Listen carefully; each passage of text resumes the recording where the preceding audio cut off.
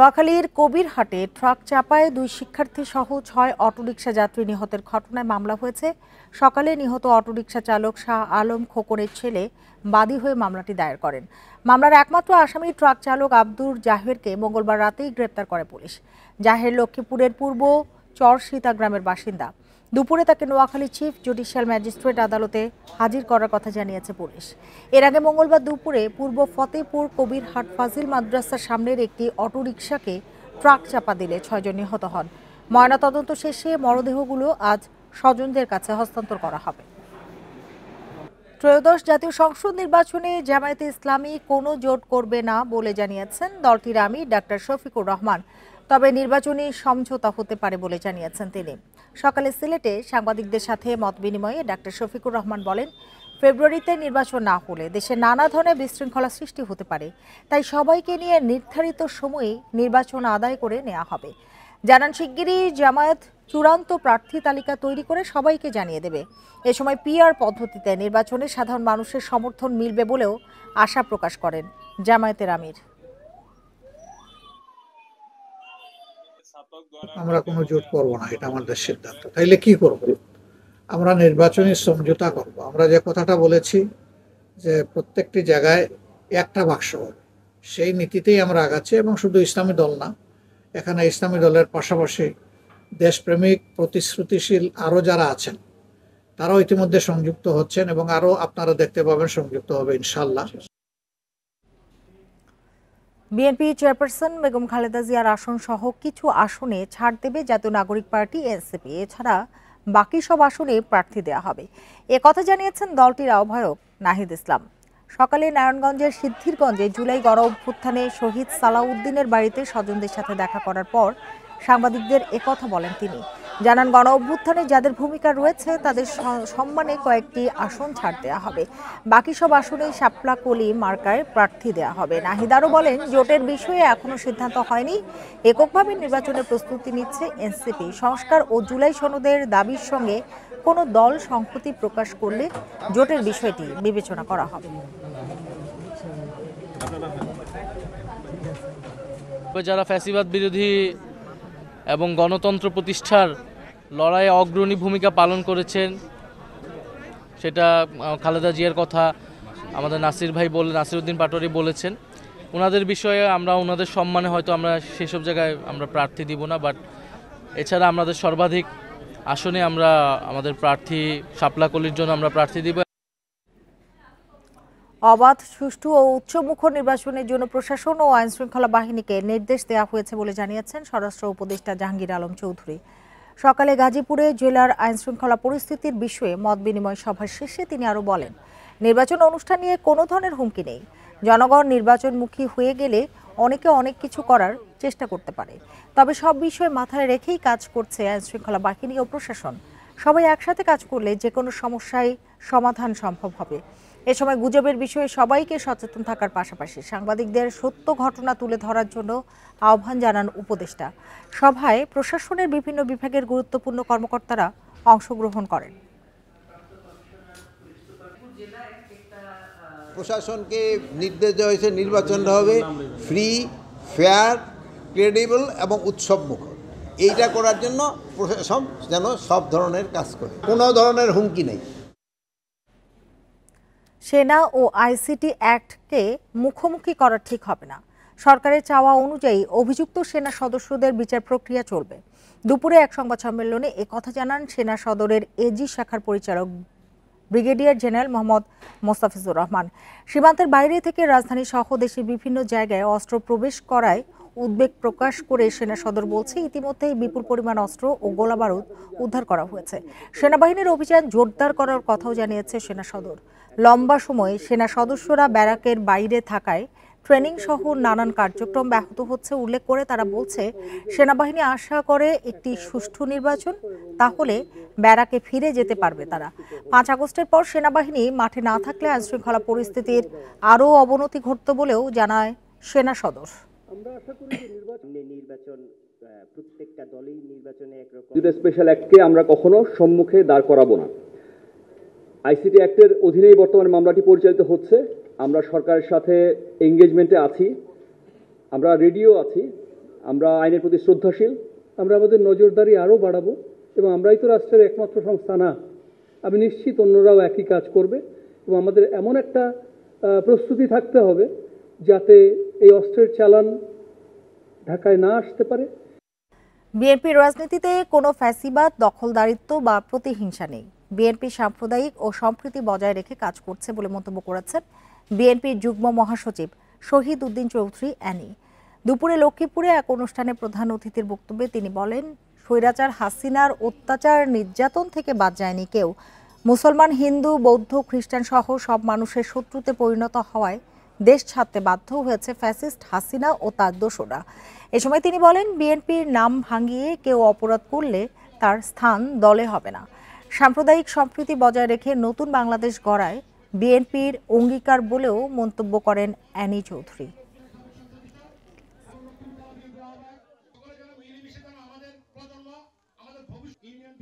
সকল সম্প্রদায়ের সঙ্গে তিনি একটা সুন্দর সম্পর্ক রেখে আজকে নতুন একটা বাংলাদেশ গড়ার জন্য এগিয়ে আসছেন।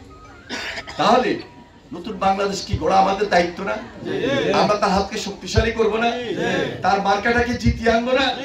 তাহলে তার মার্কাটা কি? এই দানের শীষ নিয়েই ফেব্রুয়ারি মাসে আমাদেরকে লড়তে হবে।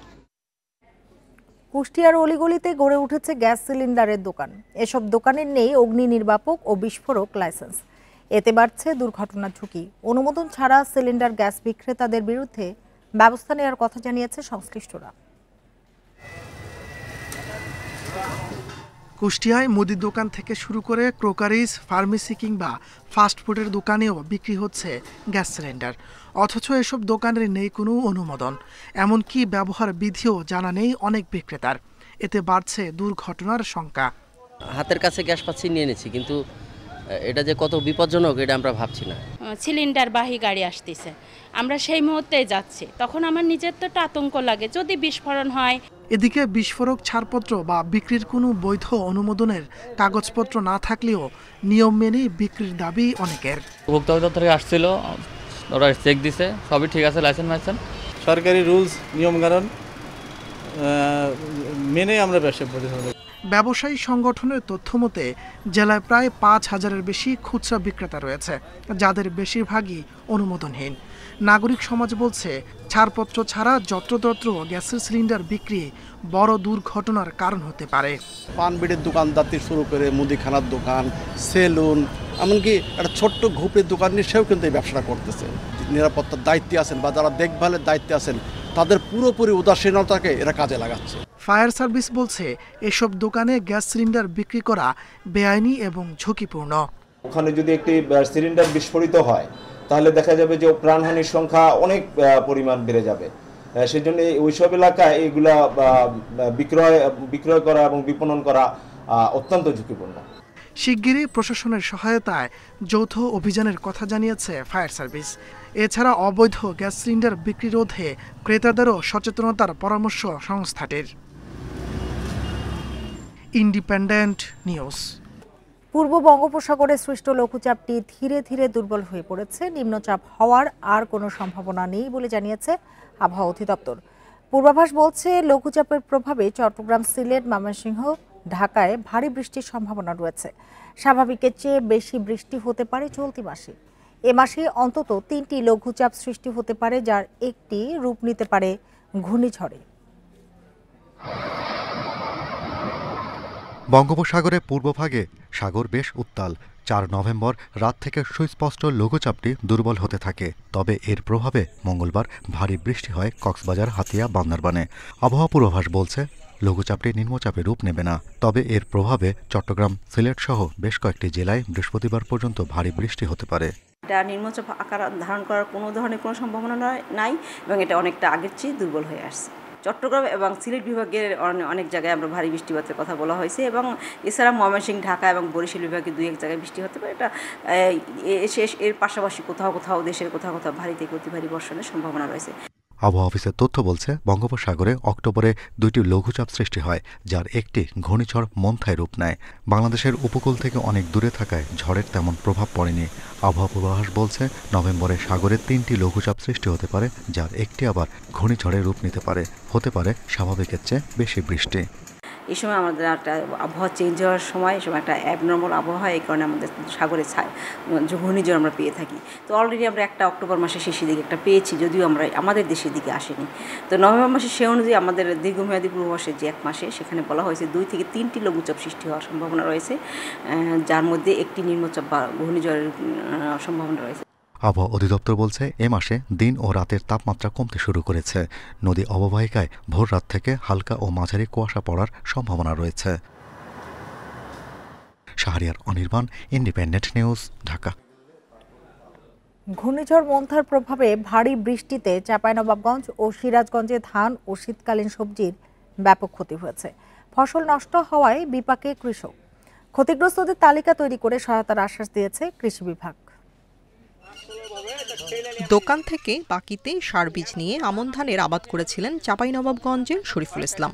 আর কয়েকদিন পরেই ঘরে উঠত ফসল। তবে অসময়ের ভারী বৃষ্টিতে লন্ডভন্ড আমনের ক্ষেত, পাওনা পরিশোধ নিয়ে দুশ্চিন্তায় দিন কাটছে শরীফুলের। বিভিন্ন ঋণ বা সার যেটা দোকান থেকে আমরা বাকি নিয়ে আসি, আমরা ধান চাষ করে আবাদ করে তারপরে আমরা ধান বিক্রি করে তারপরে আমরা ঋণটা আমরা পরিশোধ করি। এক রাতের বৃষ্টিতে নষ্ট হয়েছে জেলার কৃষকদের ধান ও অন্যান্য ফসল। চাঁপাইনবাবগঞ্জের কৃষি অফিস বলছে জেলার ৪,৪৫৯ হেক্টর জমির ফসল নষ্ট হয়েছে।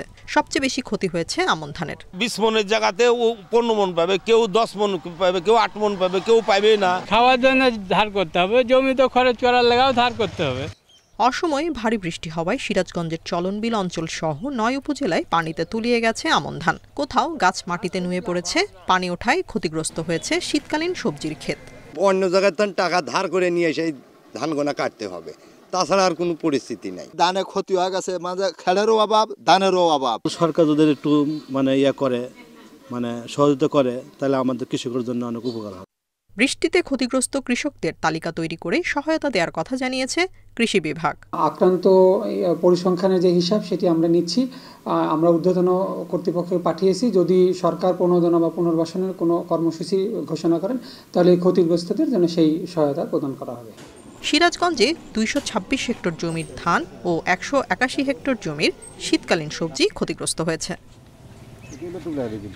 Tania Nasrin, Independent News. এ নিয়ে আরো জানাতে সিরাজগঞ্জ থেকে যোগ দিয়েছেন সহকর্মী দিলীপ কুমার গৌড়। হ্যাঁ দিলীপ, একটু বলবেন যে এই যে অসময়ে বৃষ্টি, সেটির কারণে ফসলের এবং শীতকালীন সবজির কি ধরনের ক্ষতি হয়েছে?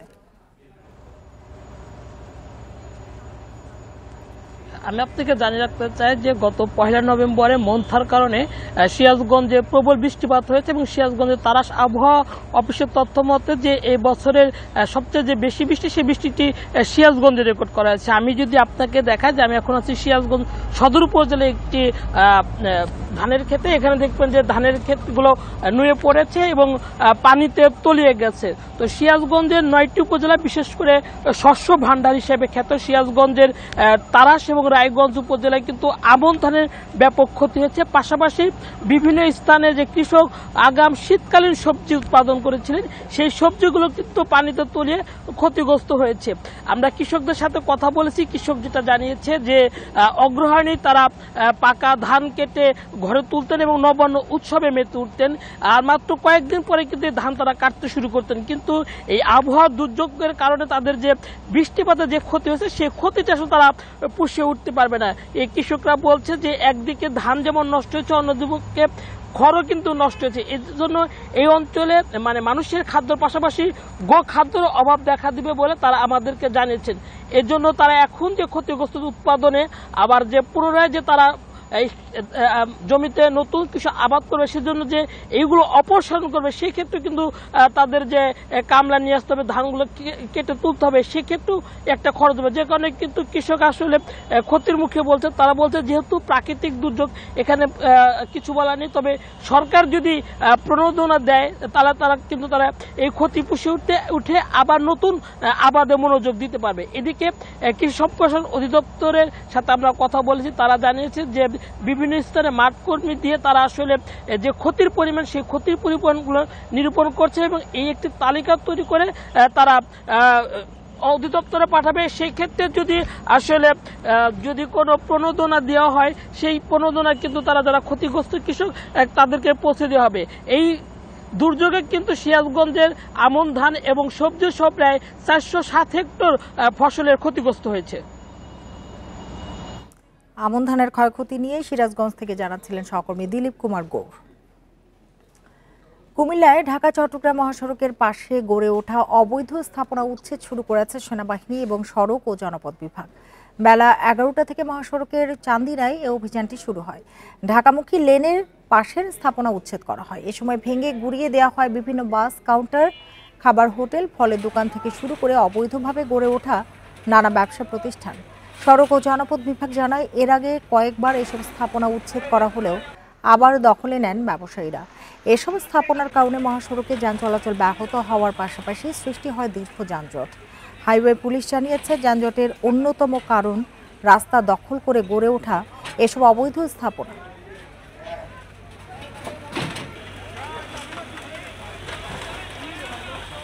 সুন্দরবনের দুবলাচরে শেষ হয়েছে 3 দিন ব্যাপী রাস উৎসব। ভোরে বঙ্গোপসাগরে পুণ্য স্নানের মধ্য দিয়ে এই উৎসব শেষ হয়।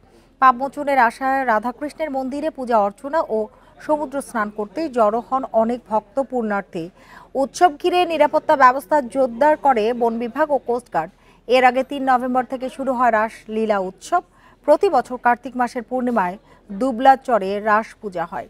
এদিকে পটুয়াখালীর কুয়াকাটাতেও শেষ হয়েছে রাস পূজা।